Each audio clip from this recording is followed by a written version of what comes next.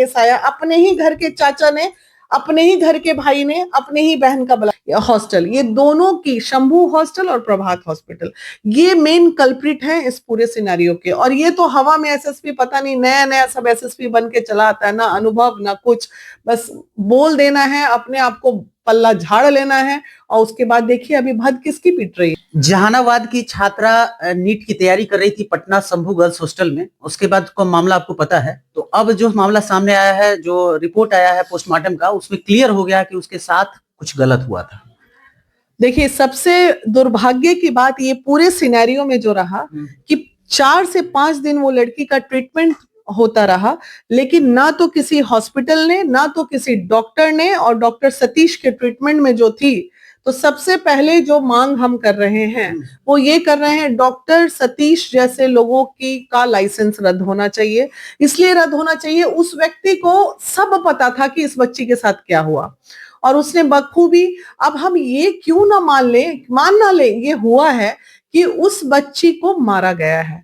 वो बच्ची उतनी बुरी अवस्था में उस हॉस्पिटल में नहीं पहुंची थी जितनी बुरी अवस्था हॉस्पिटल वालों ने उसकी बना दी। उसको इंजेक्शन का डोज हाई दिया या जो भी दिया, क्योंकि जो हमारे एसएसपी और प्लस जो एसपी थे, जिनका बाइट चल रहा था, कह रहे थे नहीं अभी कोई पुष्टि नहीं की गई, अभी कोई पुष्टि नहीं हुई है कि अरे भैया तो पुष्टि होने कहाँ दिया हॉस्पिटल, प्रभात हॉस्पिटल पूरा लिपापोती किया है इस मामले को, और हॉस्टल, ये दोनों की, शंभू हॉस्टल और प्रभात हॉस्पिटल, ये मेन कल्प्रिट है इस पूरे सिनेरियो के। और ये तो हवा में एसएसपी, पता नहीं नया नया सब एसएसपी बन के चला आता है, ना अनुभव ना कुछ, बस बोल देना है, अपने आप को पल्ला झाड़ लेना है, और उसके बाद देखिए अभी भद किसकी पिट रही है, एसएसपी की पिट रही है। इसलिए बिना जाने सोचे नहीं कमेंट करना चाहिए किसी के लिए। और एक चीज और बताइए कि जैसे उस समय ये पुलिस का जो बयान था और जो मीडिया रिपोर्ट्स कह रही थी, उसमें ये कह रहा था कि कोई चीज क्लियर नहीं है, पुलिस जो हॉस्पिटल का जो बयान था उसके आधार पे बयान दे रहा था। बाद में पुलिस ने बयान दिया कि हाँ उनके साथ कुछ गलत हुआ है। तो अब इसमें तो लड़की की जान तो चली गई ना। देखिए बच्ची की जान, ये बिल्कुल जिसको कहते हैं ना प्री प्लानिंग मर्डर हुआ है इसका। और चूंकि जैसे उसकी माँ कह रही है कि मैं जब हॉस्पिटल मिलने गई तो हम उससे पूछे कि बेटा कुछ हुआ है तुम्हारे साथ, तो बोली हाँ मम्मी हुआ है। उसी बीच में उसको, माँ को बेटी से अलग कर देना, हॉस्पिटल के बाहर निकाल देना, तो ये चीजें समझ में आ रही हैं। और ये कोई पटना शहर में ये कोई बहुत बड़ी बात नहीं है कि हॉस्टल में बच्चियों की सुरक्षा पे संदेह खड़ा करना। यहाँ पे लापरवाहियां हैं, ना कोई हॉस्टल्स के लिए नियम बने हुए हैं, ना कोई उसे देखने रखने वाला है। बूचड़ खाने की तरह हॉस्टल खुल गए, बूचड़ खाने की तरह अस्पताल खुल गए हैं पटना में। तो इन तमाम चीजों पे लगाम कौन कसेगा? सरकार। हर हॉस्टल का एक नियम होता है, हर हॉस्टल में इस उम्र की बच्चियों के लिए काउंसलर्स अवेलेबल होने चाहिए, ताकि जो बात वो अपने पेरेंट को नहीं बता पा रही है, शेयर कर पा रही है, वो बात कम से कम वार्डन से शेयर करे। और वार्डन ही अगर दरिंदगी का सरताज बन के बैठ जाए तो वैसे में वार्डन का भी क्या ही किया जा सकता है। उस हॉस्टल में एक वार्डन पकड़ाया है जिसका नाम मनीष है। हाँ। तो अब बताइए कि गर्ल्स हॉस्टल में वार्डन जेंट्स क्या कर रहा था? तो यही चीजों की तो बात कर रहे हैं कि जैसे कानून लाना पड़ेगा। अभी जैसे मैंने देखा उस दिन अखबार में, आपने देखा होगा, मैं लगातार इस पे आवाज उठा रही हूँ। और इन सब बातों को छोड़ दीजिए, इस पे हम लोग बाद में भी डिस्कस कर लेंगे, लेकिन अभी जो जरूरत है ना कि अभी हमको बुलडोजर चाहिए। इतने जो बुलडोजर आए हैं पूरे ट्रेन मालगाड़ी में लद लद के बिहार में, उसमें से 2-3 बुलडोजर महिलाओं के लिए दे दीजिए ना, कि भाई ये बुलडोजर महिलाओं का जहां पे भी अपराध होगा उस पे चलाने के लिए अलग लिख के रख दीजिए कि ये बुलडोजर महिला के लिए। कहाँ गए बुलडोजर बाबा? भैया बुलडोजर बाबा तो यूपी में है, बुलडोजर भैया जो है हमारे, क्यों नहीं उस हॉस्टल पे चलना चाहिए? क्यों नहीं उस प्रभात हॉस्पिटल पे चलना चाहिए? क्यों नहीं क्यों मुरव्वत क्यों ऐसे लोगों से? ये बताइए ना, क्यों? हमारे टैक्स के पैसे से वो मनीष को आप अभी भोजन करा रहे होगे, जेल में ले गए उठा के, तो कुछ दिन बाद बेल ले लेगा, बेल के बाद ट्रायल चलेगा, उसके बाद वो फिर बाहर घूमेगा, फिर दूसरी लड़की के साथ वही करेगा। अच्छा एक बात बताइए, उस जगह पे जहानाबाद पप्पू यादव गए थे तो उनका भी बयान था और कुछ भी नेता जा रहे हैं उनका भी बयान था कि लड़की, पुलिस बार बार बोल रही थी कि लड़की सर्च कर रही थी, नींद का दवाई या टैबलेट इस तरह का कोई भी चीज सर्च कर रही थी।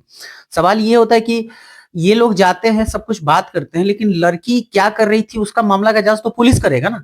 तो पुलिस इसमें इतने उदासीनता क्यों दिखाई? किसका प्रेशर रहता है इनके ऊपर? पैसे का। पैसे का पैसा। बिल्कुल पैसा, पुलिस पैसा, हॉस्पिटल पैसा, वो कुकर्मी टाइप का डॉक्टर सतीश पैसा, ये सारा खेल तो पैसे का था, सारा खेल। वही पैसा अगर लड़की का परिवार ले लिया रहता, मामला वही, मैंने ऑफर तो उसको भी गया था ना कि ले लीजिए, मैनेज कर लीजिए। लेकिन अब चीजें क्या कर सकते हैं ये बताइए। दुर्भाग्य है हमारे यहाँ के संविधान में, कभी कभी इसलिए दुख होता है ना कि क्यों नहीं ऐसे लोगों को, 4 साल की बच्ची का जो 3 साल की बच्ची का था, उसको पुलिस ऐसे पकड़ के ला रही है, पैर में चोट लग गया तो जैसे उनका दामाद है। अरे भैया आराम से चला दो ना, एनकाउंटर नहीं होता है क्या? बिल्कुल करो ना 2-4 का एनकाउंटर। तो पलट ही जाता है। भूल गए हैदराबाद वाला डॉक्टर का केस, एनकाउंटर हुआ ना तीनों चारों का। तो इस तरह का हमारे बिहार में क्यों नहीं हो सकता है? उड़ाइए ना 2-4 लोगों को रेपिस्ट, या घर घर तोड़िए इन लोगों का बुलडोजर से। ये ऐसे भी बुलडोजर चल ही रहा है, 2-4 रेप के परिवार पर चल जाए, क्या दिक्कत है? क्यों मुरव्वत? एकदम चलना चाहिए। और मुझे यकीन है कि हमारे जो सम्राट चौधरी जी हैं वो डेफिनेटली कुछ एक्शन मोड में आ ही चुके हैं, और डेफिनेटली वो बुलडोजर चलाएंगे, ये मेरा विश्वास कह रहा, मेरा दिल कह रहा है कि इस बार कुछ ना कुछ एक रेपिस्ट चलेगा।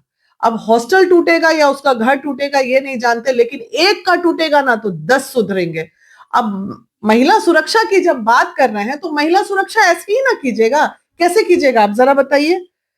भेड़िया तो समाज में घूम रहा है, और भेड़ियों को ढूंढना, भेड़ियों को सर्च करना, ये हर व्यक्ति की जवाबदेही है। हर पड़ोसी अपने पड़ोसी को देखे, ये देखे कि ये व्यक्ति का नजरिया कैसा है। एक जमाना हुआ करता था जब हम अपने चाचा और मामा के गोद में सोया करते थे। आज आप जवान बेटी को सुला सकते हैं क्या? क्योंकि समाज बदल गया, कुरीतियां बढ़ गई।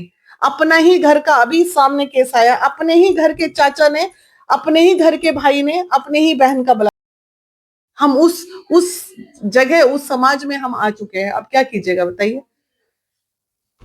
कैसे सुधारिएगा? ये कुछ लड़के जो प्रोटेस्ट कर रहे थे कारगिल चौक पे इसी मामले को लेकर, न्याय दिलवाने के लिए, पीड़िता के लिए, उसमें से कुछ लड़कों पे केस हो गया।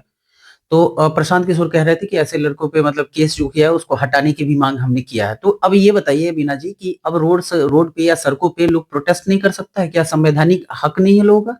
नहीं, वो उस समय तो इन लोगों ने केस ले कर दिया होगा, क्योंकि वो एक प्रोटोकॉल होता है प्रशासन का। हालांकि वो केस में बेल है, ऐसा कुछ भी नहीं है कि प्रोटेस्ट कर रहे हैं, कोई बच्ची मर गई और मरने के बाद उसका अगर प्रोटेस्ट हो रहा है तो ये लोकतंत्र है ना जी, हम आवाज भी नहीं उठाएंगे। तो ऐसे में कोई घबराने की जरूरत नहीं है। उन लोगों को या तो बेल मिल भी चुका होगा या मिल जाएगा। ये कोई अपराध नहीं, नहीं ये कोई अपराध नहीं।